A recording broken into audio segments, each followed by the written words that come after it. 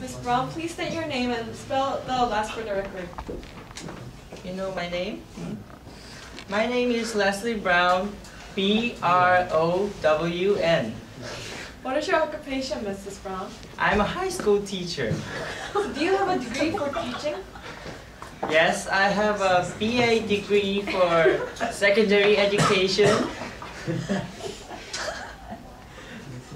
And I'm certified to teach English and social studies in the state of Newcastle.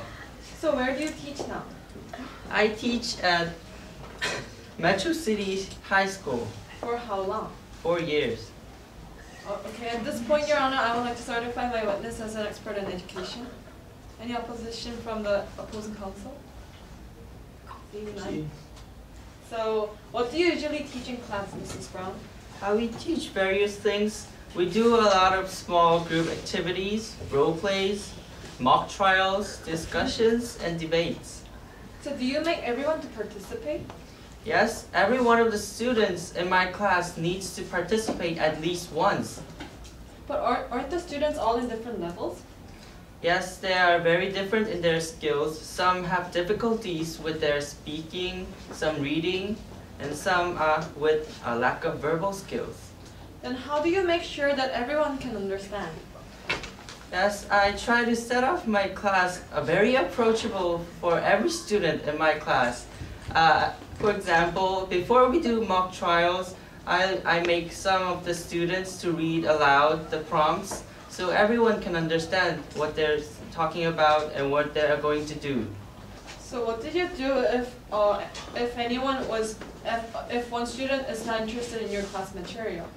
Yes, because of that, I had very concerned that I had to teach various materials during my class, and if anyone just complained about my class, I was willing to change my course, but turned out to no one tried to have any complaints about my class, so I decided to go my course.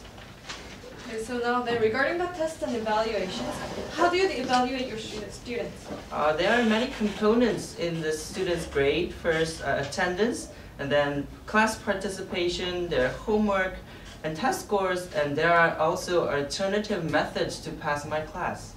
Okay, since you seem to use a lot of different methods, let me go over one by one.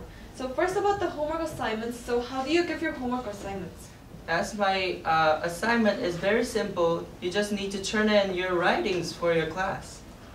Do you penalize anyone for their incorrect homework? I do not penalize those students who do not turn in their homeworks, but if they do good work, they would get extra points. So do students like Chris do your homework?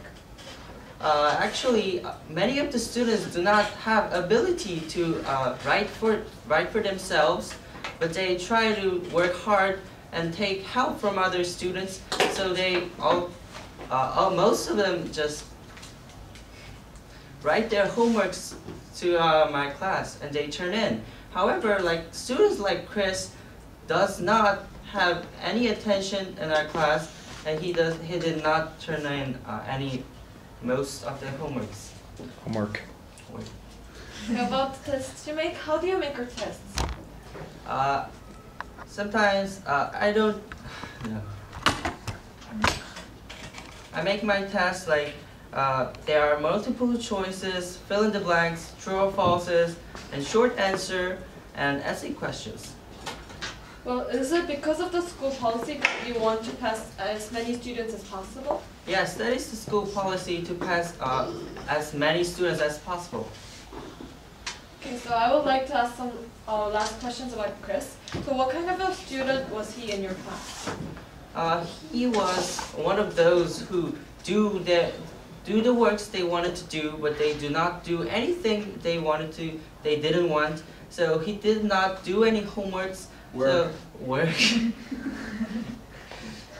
Did not do any of his work, and he actually he passed my class because he was awarded as a best witness award in mock trial. Well, what about his scores? His scores were truly bad. Like, he did not follow our class, but only thing he could pass because he got those awards. Okay. Thank you, Council. Thank you. No more questions.